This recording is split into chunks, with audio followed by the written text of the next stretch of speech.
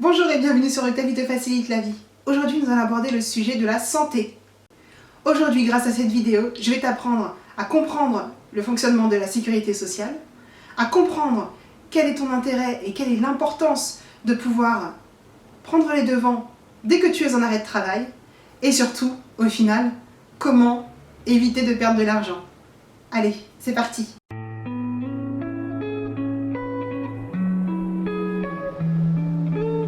Avant de commencer, n'oubliez pas de vous abonner, de liker, de commenter et de partager.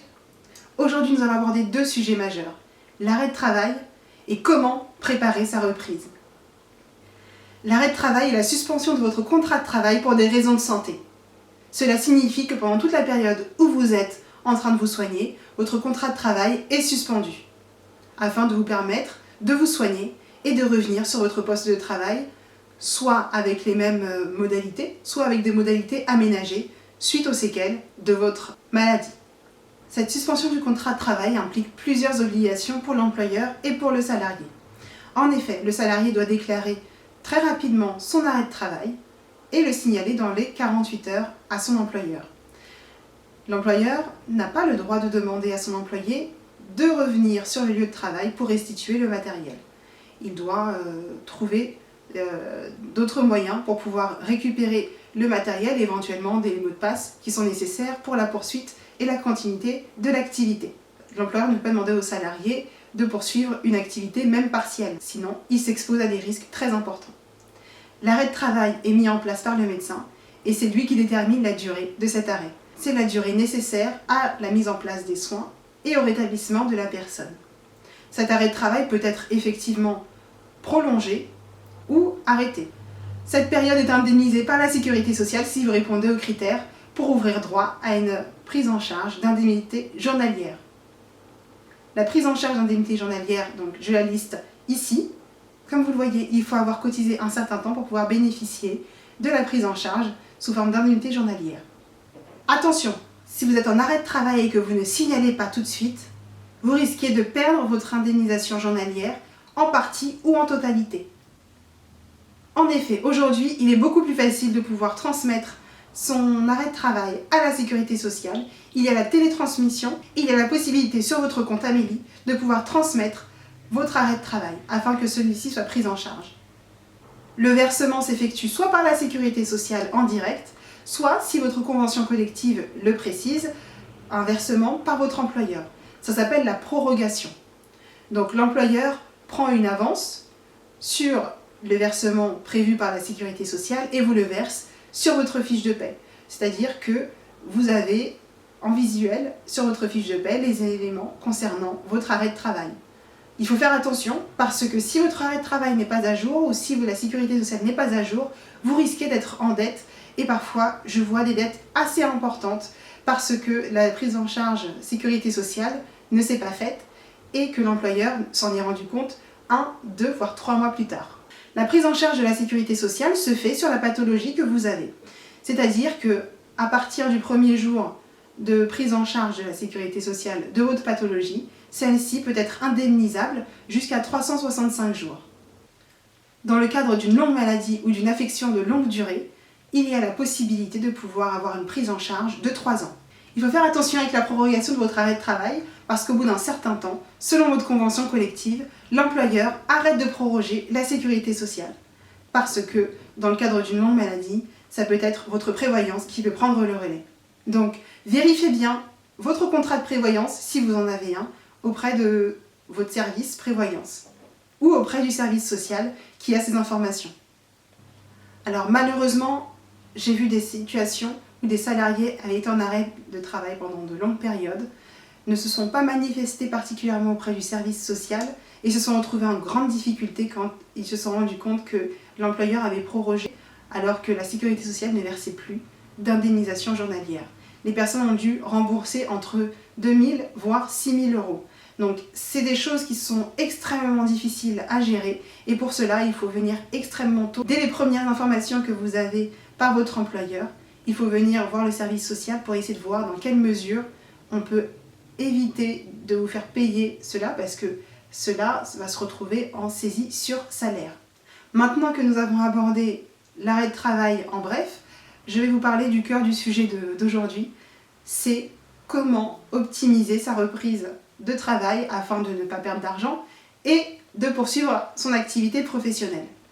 Après un long arrêt de travail, beaucoup de personnes se posent la question de la reprise. En effet, pendant cette période d'arrêt de travail où on était concentré sur les soins et parfois sur de la survie, on n'était pas sur le lieu de travail et donc on se pose effectivement des questions sur la manière dont on va revenir. Pendant un long arrêt de travail, la sécurité sociale peut vous rendre visite à 18 mois ou à 3 ans, à minima, mais elle peut le faire à d'autres périodes. La sécurité sociale fait ce type de visite afin de déterminer si votre situation nécessite la poursuite des soins et donc la poursuite de l'indemnisation journalière, ou bien si votre pathologie et ses conséquences se sont stabilisées afin de déterminer un niveau de statut que vous pouvez avoir. L'invalidité, c'est la perte de capacité de travail. Cette invalidité est calculée selon la perte de capacité de travail évaluée par le médecin conseil de la sécurité sociale. Il existe 3 niveaux d'invalidité. L'invalidité première catégorie, l'invalidité deuxième catégorie et l'invalidité troisième catégorie où l'on voit qu'il est nécessaire pour la personne d'être accompagnée physiquement par un aidant. Attention, invalidité ne veut pas dire inaptitude, mais ça, on va le voir dans la deuxième partie de la vidéo. La sécurité sociale estime que l'invalidité première catégorie vous permet de poursuivre une activité professionnelle aménagée. L'invalidité deuxième catégorie est différente de la première. La sécurité sociale estime que vous n'êtes plus en capacité de poursuivre une activité professionnelle. Mais cela ne veut pas dire que vous êtes en inaptitude. Il faut voir avec votre service médical et vos RH comment il est possible d'adapter votre poste pour pouvoir poursuivre une activité professionnelle. Cette activité professionnelle sera forcément réduite. Ces restrictions sont faites pour maintenir au maximum la personne qui a eu des séquelles d'une maladie en bonne santé. C'est-à-dire que si vous dérogez aux recommandations de la sécurité sociale et aux recommandations de votre médecin, il est fort possible qu'au cours de votre activité professionnelle, vous dégradiez votre santé.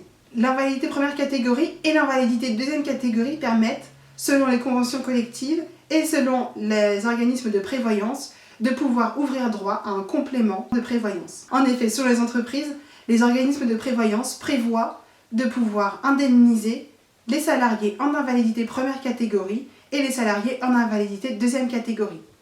Au cours de mon activité, j'ai beaucoup de personnes qui sont en arrêt de travail de longue durée qui se posent des questions sur leur éventuel retour sur leur poste. Après des rencontres avec le service médical de la sécurité sociale, elles s'interrogent sur leur devenir, surtout quand il est fait mention d'invalidité. Dans le cadre de mon activité, j'ai remarqué que les personnes qui arrivaient le mieux à revenir sur leur poste de travail étaient celles qui venaient le plus tôt possible pour préparer leur retour au travail.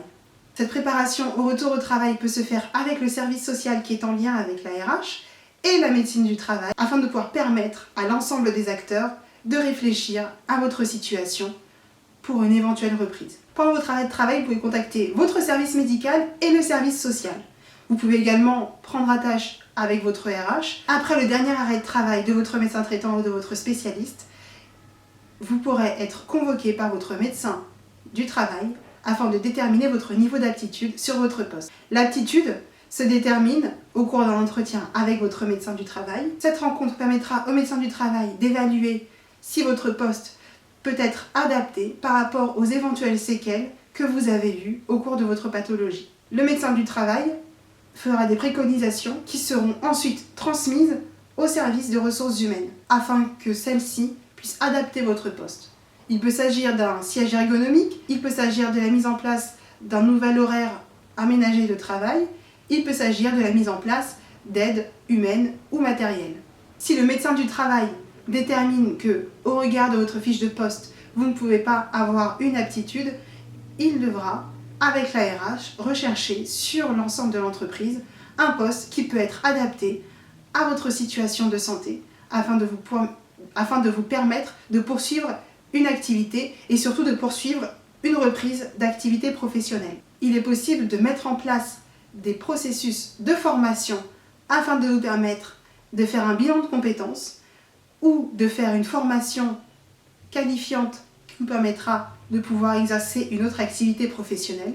Et si cela n'est pas possible, le médecin du travail peut vous déclarer inapte à tout poste. Cette inaptitude à tout poste a une conséquence sur votre avenir professionnel.